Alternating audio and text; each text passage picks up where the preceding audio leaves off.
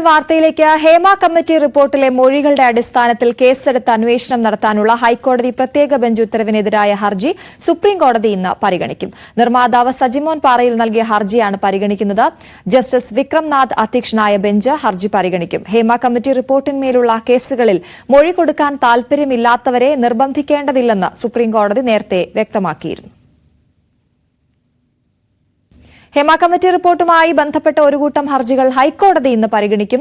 ജസ്റ്റിസുമാരായ doctor AK. Jayasankaran Nambiar, C S. Sudha എന്നിവർ ഉൾപ്പെട്ട പ്രത്യേക ഡിവിഷൻ ബെഞ്ചാണ് ഹർജികൾ പരിഗണിക്കുന്നത്. ഹേമ കമ്മിറ്റിക്ക് മുന്നിൽ മൊഴി നൽകിയവർക്ക് ലഭിക്കുന്ന ഭീഷണി സന്ദേശങ്ങളിൽ നടപടി സ്വീകരിക്കാൻ നോഡൽ ഓഫീസർ നിയോഗിക്കണമെന്ന് ഹൈക്കോടതി നിർദ്ദേശിച്ചിരുന്നു.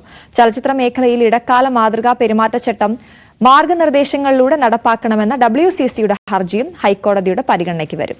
ഹേമ കമ്മിറ്റി റിപ്പോർട്ടിൽ രജിസ്റ്റർ ചെയ്ത കേസുകളുടെ അന്വേഷണ പുരോഗതി കഴിഞ്ഞ തവണ SIT ഹൈക്കോടതിയെ അറിയിച്ചിരുന്നു.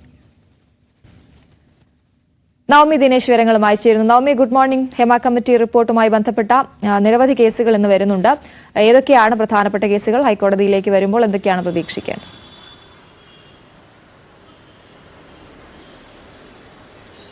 Aswathy, very good morning. കഴിഞ്ഞ തവണ ഹേമ കമ്മിറ്റിയുമായി ബന്ധപ്പെട്ട വിഷയങ്ങൾ ഹൈക്കോടതി പരിഗണിച്ചപ്പോൾ നിരവധി കാര്യങ്ങൾ സർക്കാരിനോട് വിശദീകരിക്കാൻ ആവശ്യപ്പെട്ടിരുന്നു. അതിലൊന്ന് ഇതുവരെ എടുത്ത കേസുകളുടെ പുരോഗതി അത് ഏതു വിധത്തിലാണ് എന്ന പ്രധാനപ്പെട്ട കാര്യമാണ്. അത് കഴിഞ്ഞ തവണ തന്നെ SIT സംഘം ഇതുവരെ രജിസ്റ്റർ ചെയ്ത കേസുകളുടെ എണ്ണവും അതിന്റെ ബന്ധപ്പെട്ട പുരോഗതികളും ഒക്കെ കോടതിയിൽ വിശദീകരിച്ചിരുന്നു.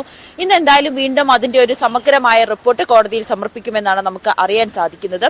അതോടൊപ്പം തന്നെയാണ് WCCയുടെ ഒരു ഹർജി കൂടി ഇന്ന് കോടതിക്ക് മുന്നിൽ എത്തുന്നുണ്ട്. അതിൽ പറയുന്നത് ചലച്ചിത്ര മേഖലയിലെ ഇടക്കാല മാതൃകാ പെരുമാറ്റച്ചട്ടം മാർഗനിർദ്ദേശങ്ങളിലൂടെ നടപ്പിലാക്കണം എന്നുള്ളൊരു ഹർജി കൂടി ഹൈക്കോടതിയുടെ മുന്നിലുണ്ട്. ഇതിലെന്തായിരിക്കും ഹൈക്കോടതിയുടെ തീരുമാനം? സർക്കാരിനോട് ഈ സിനിമാ മേഖലയിലെ ഒരു പൊതു പെരുമാറ്റച്ചട്ടം കൊണ്ടുവരണമെന്ന് ആവശ്യപ്പെട്ടുകൊണ്ടുള്ള അല്ലെങ്കിൽ അതുമായി ബന്ധപ്പെട്ടുള്ള മാർഗനിർദ്ദേശങ്ങൾ സമർപ്പിക്കുവാൻ ഹൈക്കോടതി ആവശ്യപ്പെടുമോ എന്നാണ് ഇന്ന് നോക്കിക്കാണേണ്ടത്. മറ്റൊന്ന്, ഹേമ കമ്മിറ്റിക്ക് മുന്നിൽ മൊഴി നൽകിയവർക്ക് ലഭിക്കുന്ന ഭീഷണി സന്ദേശങ്ങളിൽ നടപടി സ്വീകരിക്കാൻ നോഡൽ ഓഫീസറെ നിയോഗിക്കണമെന്നായിരുന്നു ഹൈക്കോടതി നിർദ്ദേശിച്ചിരുന്നത്. അങ്ങനെ ഉദ്യോഗസ്ഥരെ നിയോഗിച്ചോ? എത്ര ഭീഷണി സന്ദേശങ്ങൾ അല്ലെങ്കിൽ എത്ര പരാതികളാണ് ഇതിൽ ലഭിച്ചത്? ഇതിലെല്ലാം കഴമ്പുണ്ടോ? കൃത്യമായിട്ടുള്ള തെളിവുകളുണ്ടോ? ഇതുമായി ബന്ധപ്പെട്ട കാര്യങ്ങളും ഇന്ന് സർക്കാർ കോടതിയിൽ സമർപ്പിക്കുമെന്നാണ് നമുക്ക് അറിയാൻ സാധിക്കുന്നത്. അതോടൊപ്പം സുപ്രീം കോടതിയിലും ഹേമ കമ്മിറ്റി റിപ്പോർട്ടുമായി ബന്ധപ്പെട്ട ഹർജി പരിഗണിക്കുന്നുണ്ട്.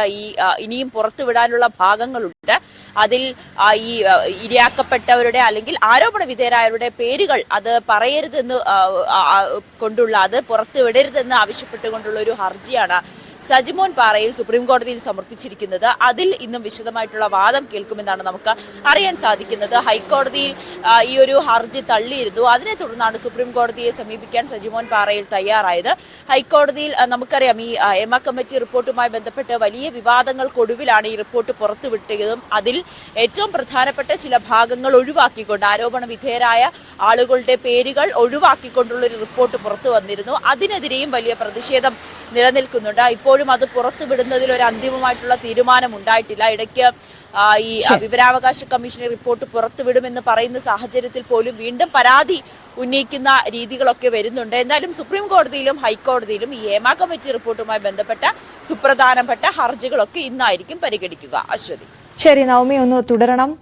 ജൂനിയർ നടിയുടെ പരാതിയിലെടുത്ത കേസ് റദ്ദാക്കണമെന്നാവശ്യപ്പെട്ട് അമ്മ മുൻ ജനറൽ സെക്രട്ടറി ഇടവേള ബാബു നൽകിയ ഹർജി ഹൈക്കോടതി ഇന്ന് വീണ്ടും പരിഗണിക്കും.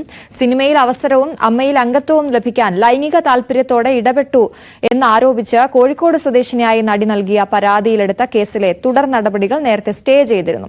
അമ്മയുടെ അംഗത്വത്തിന് ഫീസ് 2 ലക്ഷമാണെന്നും അഡ്ജസ്റ്റ് ചെയ്താൽ ഈ തുക നൽകേണ്ടതില്ലെന്നും ഹർജിക്കാരൻ പറഞ്ഞെന്നുമാണ് ജൂനിയർ നടിയുടെ പരാതി. നടക്കാവ് പോലീസാണ് കേസ് രജിസ്റ്റർ ചെയ്തത്.